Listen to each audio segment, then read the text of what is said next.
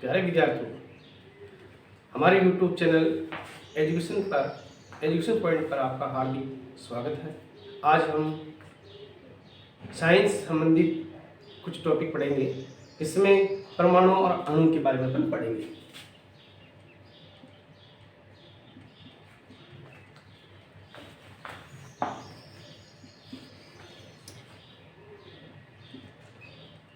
परमाणु क्या होता है? वह छोटा सा छोटा कण होता है। परमाणु वह छोटा सा छोटा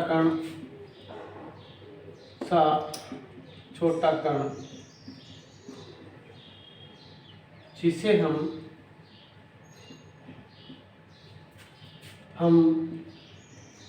विभाजित नहीं कर सकते हैं।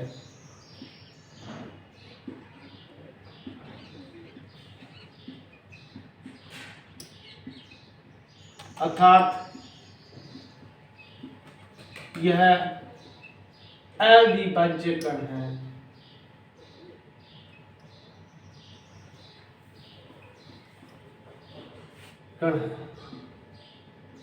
जिसे परमाणु कहते हैं।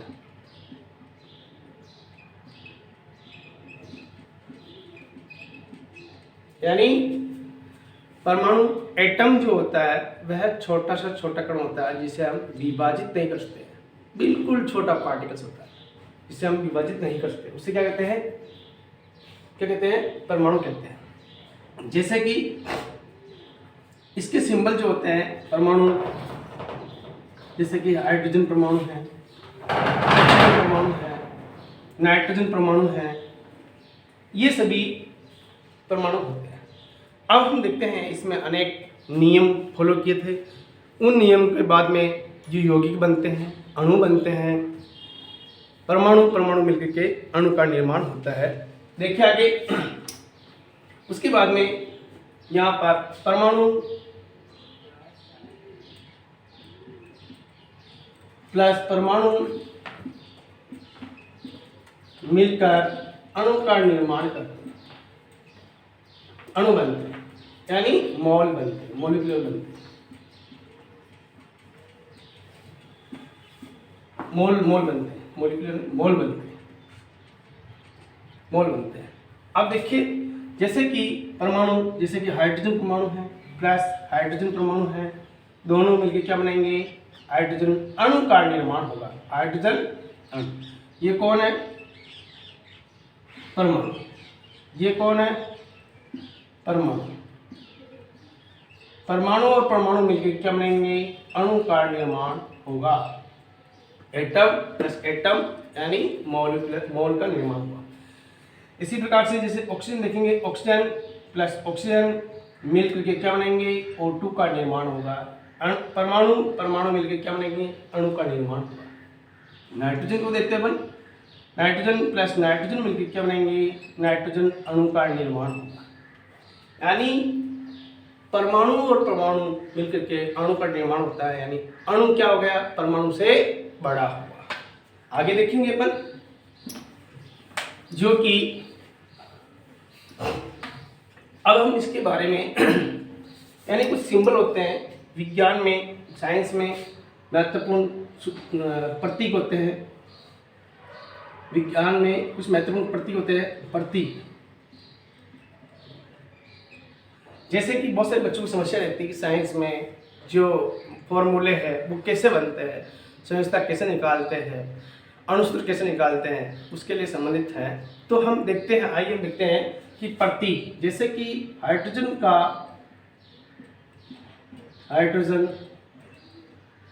परमाणु क्रमांक इसका, ये तो प्रतीक हुआ, इसका परमाणु क्रमांक मैं यहां लिख देता हूं। और सिंबल यानी हाइड्रोजन का लिखा है, हाइड्रोजन का परमाणु क्रमांक कितना होगा? 1। इसको He से रखेंगे, H से लिखेंगे। हीलियम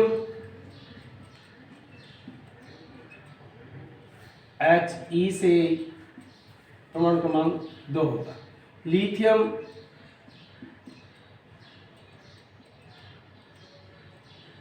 Li परमाणु क्रमांक 3 होगा। बेरिलियम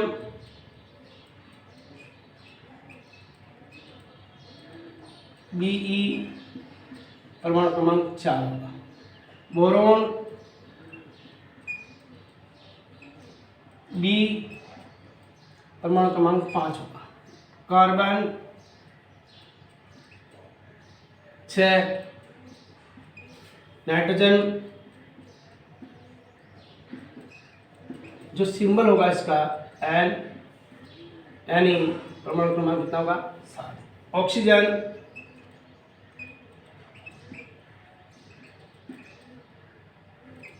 O परमाणु क्रमांक 8 होगा।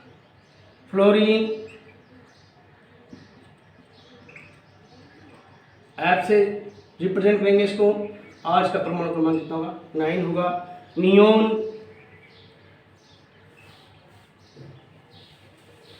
एंड ई से बसाएंगे इसको, परमाणु क्रमांक 10 होगा।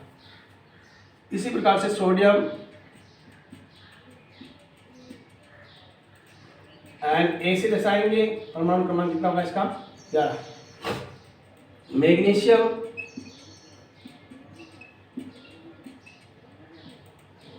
Mg परमाणु क्रमांक कितना होगा इसका 12। एल्यूमिनियम Al परमाणु क्रमांक 13 होगा। सिलिकॉन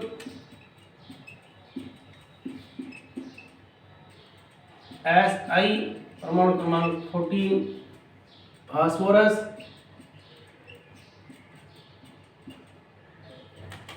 परमाणु क्रमांक 15। सल्फर एस से दर्शाते हैं इसको, परमाणु क्रमांक 16। क्लोरीन सी एल से दर्शाते हैं, प्रतीक होगा इसका परमाणु क्रमांक 17। आर्गन ए आर परमाणु क्रमांक 80। पोटेशियम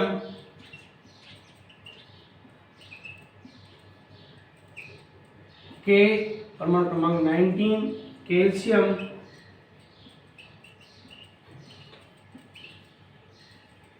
सी ए परमाणु क्रमांक 20 होगा।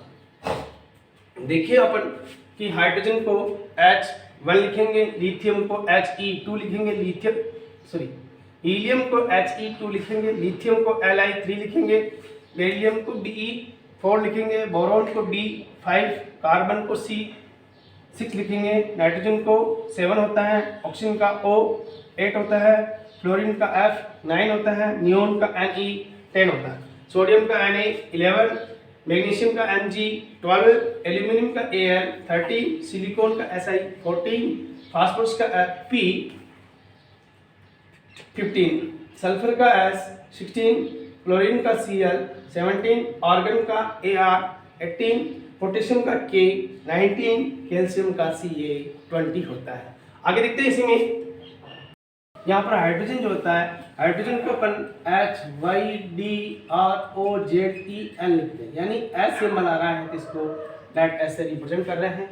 लेकिन यहाँ पर देखते हैं अपन कि सोडियम को देखिए SODIAM लिखते हैं। इस सोडियम को SO ही S या SO सिंबल होना चाहिए, लेकिन यहाँ पर SO सिंबल नहीं है, यहाँ पर तो क्या है Na सिंबल है। इसका मतलब कारण क्या है, Na क्यों लिखा, क्योंकि लैटिन भाषा में, लैटिन भाषा में सोडियम को नेट्रियम कहते हैं। क्या कहते हैं इसको, नेट्रियम, यानी NaTrium से लिखते हैं, इसलिए इसका सिंबल क्या हो जाएगा, Na हो जाएगा। इसी प्रकार से और देखते हैं अपन, यहाँ देखिए पोटेशियम लिखा हुआ है, पोटेशियम को देखिए, पोटेशियम जो है, ध्यान लेता हूँ मैं, जगह नहीं बनेगी जैसे, ध्यान लेता हूँ, देखिए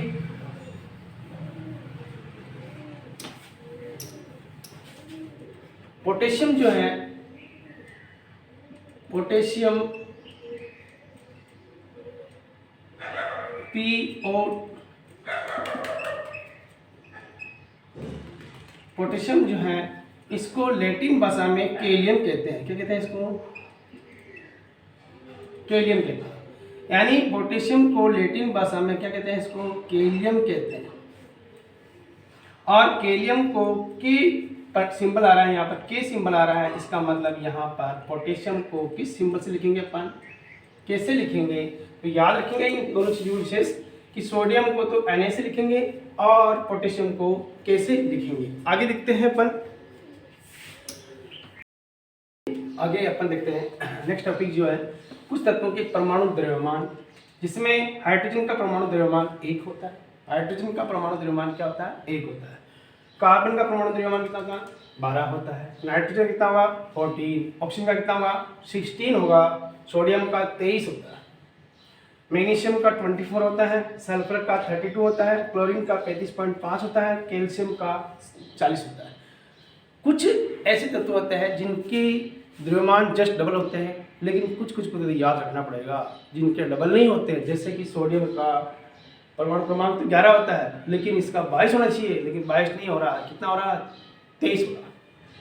इसी प्रकार से क्लोरीन का 17 है, लेकिन 17 डबल होता है, 34 होता है, लेकिन 34 नहीं हो रहा, 35.5 हो रहा। तो आप ध्यान रखिए। देखिए इससे क्या क्या चीज बनेगी? इससे आणविक द्रव्यमान निकालते हैं, आणविक द्रव्यमान निकालते हैं। जैसे H2O का आणविक द्रव्यमान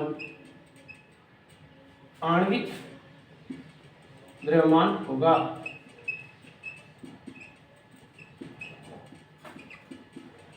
जैसे हाइड्रोजन का H2O, हाइड्रोजन कितना होता है? 1 लिखा आपने। कितने हाइड्रोजन है? 2 हैं, 2 से मल्टीप्लाई किया। प्लस ऑक्सीजन कितना होता है? ऑक्सीजन देखिए आप 16 होता है। 16, 2 को 1 से मल्टीप्लाई कितना आएगा? 2 प्लस 16 कितना आएगा? 18। बहुत इंपॉर्टेंट क्वेश्चन है, हर बार एग्जाम में पूछा जाता है। H2 का आणविक द्रव्यमान कैसे होता है? H2O ये इसका द्रव्यमान 1 होता है, 2 है, प्लस ऑक्सीजन का 16 होता है, 2 इंटू 1 2 होगा, प्लस 16 कितना होगा? 18 होगा। और एग्जाम्पल देखते हैं अपन, जैसे कि HCl, क्लोरीन, हाइड्रोक्लोराइड यानी HCl होता है, हाइड्रोक्लोरिक एसिड जो होता है, इसका आणविक द्रव्यमान निकालना है। द्रव्यमान निकालना है। देखिए ऐसे कितना होगा? 1 प्लस इसका कितना होता है? 33.5 होता है। कितना होगा? 36.5 ये इसका होगा। और देखते हैं अपन, जैसे कि NaCl के देखते हैं। Na कितना होगा? Na के देखिए आप 23 होता है, प्लस क्लोरीन कितना होगा? 33.5 होगा। दोनों को जोड़ेंगे कितना आएगा? 58.5। हर बार क्वेश्चन पूछा था एग्जाम में, NaCl का आणविक द्रव्यमान कितना होगा? 58.5 होगा, जो कि आपके सामने इस प्रकार से लिखा है। आगे देखिए, इसको अपन आप बता, इसमें अपन इसकी यूनिट भी लगा सकते हैं। यू लिख देते हैं यहाँ पर 18 यू, इसकी भी 35.5 यू, और इसकी भी 58.5 यू लिख सकते हैं। आप इसको अपनी कॉपी में, नोटबुक में नोट कर लीजिए 2 मिनट के लिए। जल्दी उतार लीजिए फटाफट, मैं इधर हट जाता हूँ।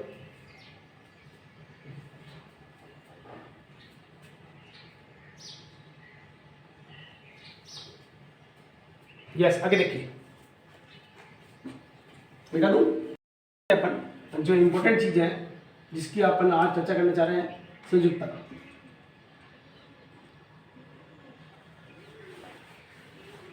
संयुक्तता निकालना है यानी वैलेंसी निकालना है, बहुत इंपॉर्टेंट चीज है कि मतलब साइंस में केमिस्ट्री जो पार्ट है उस पार्ट में सबसे महत्वपूर्ण टॉपिक होता है वैलेंसी को फाइंड करना होता है। तो वैलेंसी फाइंड करते हैं अपन।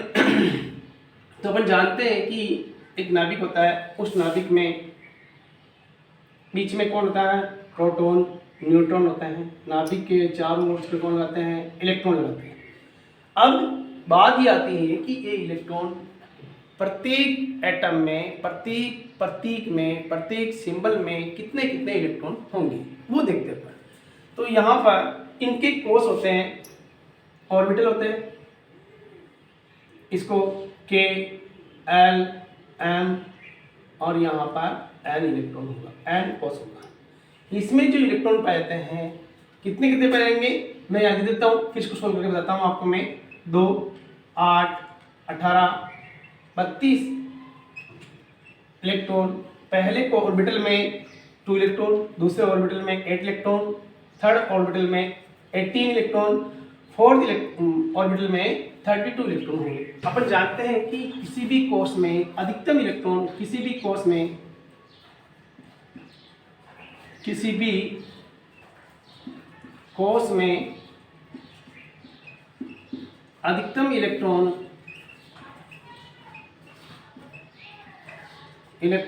ज्ञात करने का जो फॉर्मूला होता है का सूत्र 2n² होता है। याद रखिए आप 2n²। यहाँ n is equal to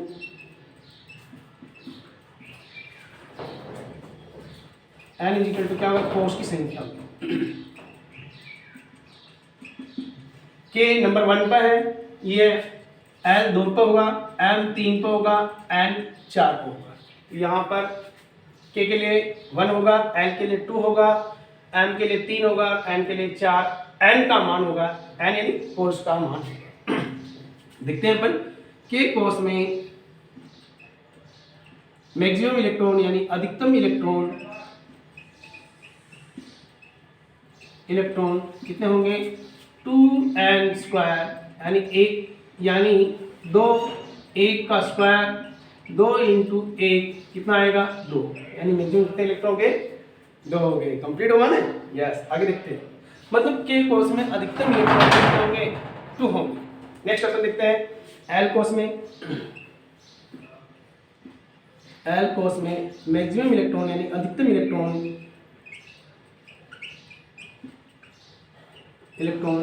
2n²। L के लिए n का मान कितना है, 2 है, यानी 2 रखा, यानी 2 इंटू 4 कितना आएगा, 8। मतलब L कोष में मैक्सिमम इलेक्ट्रॉन कितने होंगे, 8 इलेक्ट्रॉन होंगे। इसी प्रकार से अपन M कोष के बारे में बात करते हैं। M कोष में अधिकतम इलेक्ट्रॉन 2n², 2 इंटू n का मान कितना है, 3 है, 3 का स्क्वायर, 2 इंटू 3 का स्क्वायर कितना होगा, 9, कितना होगा, 18। ये देखो 18 लिखा होगा। n कोष में अधिकतम इलेक्ट्रॉन 2n², 2 इंटू 4 का स्क्वायर, 2 इंटू 4 का स्क्वायर कितना होगा, 16, कितना होगा, 32।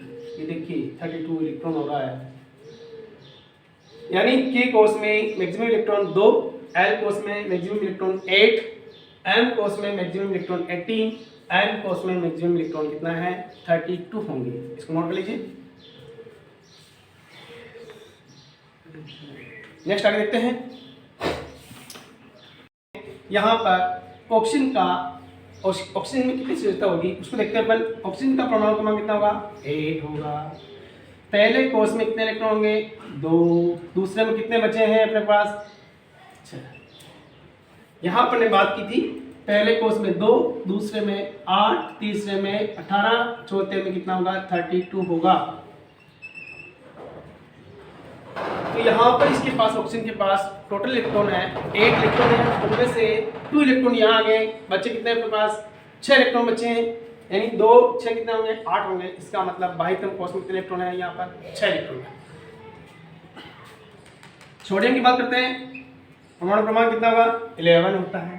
पहले ऑर्बिटल में कितने इलेक्ट्रॉन होंगे, 2, दूसरे में कितने होंगे, 8, तीसरे में कितने होंगे, 1, 2, 8। मतलब दोनों ऑर्बिटल कंप्लीट हो रहे हैं, दोनों कोष जो हैं वो क्या हो रहे हैं, कंप्लीट हो रहे हैं। आउटर कोष में कितने इलेक्ट्रॉन है, 1 इलेक्ट्रॉन, यानी बाह्यतम कोष में 1 इलेक्ट्रॉन है। और देखते हैं मैग्नीशियम, परमाणु क्रमांक कितना होगा, 12। पहले कोर्स में 2, दूसरे में 8, तीसरे में 2 होगा। इसी प्रकार से एल्यूमिनियम की बात करते हैं, परमाणु क्रमांक कितना होगा 13 होगा, 2, 8 और कितना रह गया 3 रह गया। इसी प्रकार से अपन देखते हैं क्लोरीन को, देखते हैं क्लोरीन में परमाणु क्रमांक कितना होगा 17 होगा, 2, 8, 7 होगा। मतलब आउटर ऑफ कोर्स में कितने इलेक्ट्रॉन होंगे 7 इलेक्ट्रॉन होंगे। और देखते हैं अपन यहाँ पर कि कैल्शियम को देखते हैं, परमाणु क्रमांक 20 होगा, पहले ऑर्बिटल में 2, दूसरे में 8, तीसरे में भी कितने होंगे 10। अब हम देखते हैं यहाँ पर एक नियम आता है अष्टक नियम। ये नियम इंपॉर्टेंट है, इसको ध्यान से समझें। इस नियम के अनुसार अष्टक नियम का मतलब ये होता है किसी भी कोष में बाह्यतम कोष में क्या होना चाहिए 8 इलेक्ट्रॉन होना जरूरी होता है। यदि 8 से कम होगा तो ग्रहण करेगा, 8 से ज़्यादा होगा तो डोनेट करेगा यानी दे देगा। जो ग्रहण करता है इलेक्ट्रॉन यानी किसी भी कोष में किसी बाह्यतम कोष में ऐसे लिखते हैं, किसी बाह्यतम कोष में अधिकतम 8 इलेक्ट्रॉन होना, अधिकतम 8 इलेक्ट्रॉन होना आवश्यक होता है।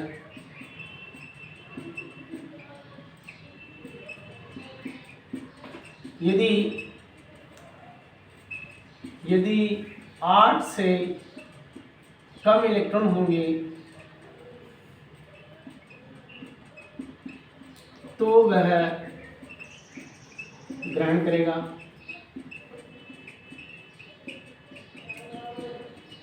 और 8 से अधिक इलेक्ट्रॉन होंगे, 8 से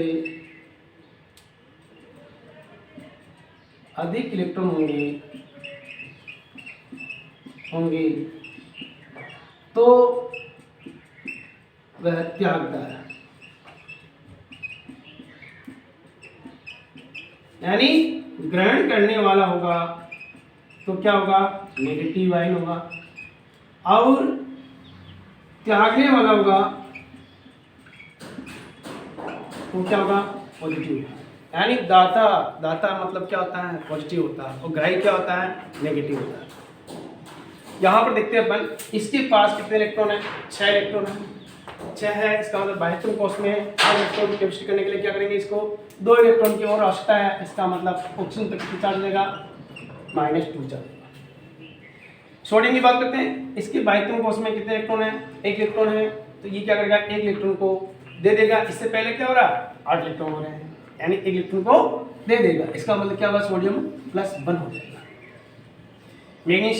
मैग्नीशियम के बाह्यतम कोष में कितने इलेक्ट्रॉन हो रहे हैं 2 इलेक्ट्रॉन हो रहे हैं, तो ये क्या करेगा Mg+2 दे देगा। इसी प्रकार से एल्यूमिनियम की बात करते हैं, इसके बाह्यतम कोष में कितने इलेक्ट्रॉन हो रहे हैं 3 हो रहे हैं, ये 3 इलेक्ट्रॉन को दे देगा। इसका मतलब Al+3 बना लेगा। क्लोरीन को देखते हैं, देखिए बाह्यतम कोष में कितने इलेक्ट्रॉन है 7 इलेक्ट्रॉन है, और 7 इलेक्ट्रॉन को त्यागना बहुत टिपिकल मैटर है, तो 1 इलेक्ट्रॉन को एडॉप्ट करना इसके लिए आसान रहेगा, 1 इलेक्ट्रॉन को ग्रहण करना इसके लिए आसान रहेगा, यानी 1 इलेक्ट्रॉन किसी से ये ग्रहण कर लेगा। तो यहाँ पर क्लोरीन कितना बना लेगा -1 चार्ज दिखा लेगा। इसी प्रकार कैल्शियम को देखिए, कैल्शियम की बाह्यतम कोष में कितने इलेक्ट्रॉन है 10 इलेक्ट्रॉन है। ये क्या करें कैल्शियम 2 इलेक्ट्रॉन को मतलब त्याग देता है, तो क्या बनेगा ये है Ca+2 बनेगा। इससे निष्कर्ष निकला देखिए यहाँ पर ऑक्सीजन का -2 आया, सोडियम का +1 आया, मैग्नीशियम का +2 आया, एल्यूमिनियम का +3 आया, क्लोरीन का -1 आया, Ca का +2 आया। अब इसके बाद में ये क्या है इसका संरचना है। इसके बाद में इसको देखते हैं अपन विशेष रूप से अणुसूत्र बनाना अपने को।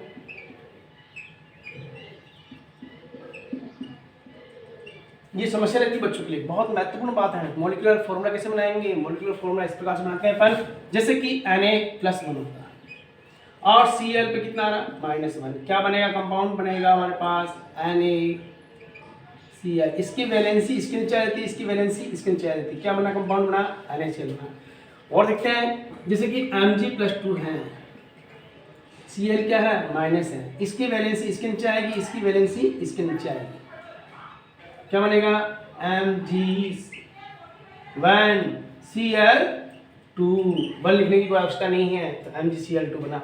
और देखिए जैसे कि अपने Na+1 है, ऑक्सीजन के ऊपर -2 है, कंपाउंड बनेगा हमारे पास, क्या बनेगा देखिए Na2O, सोडियम ऑक्साइड।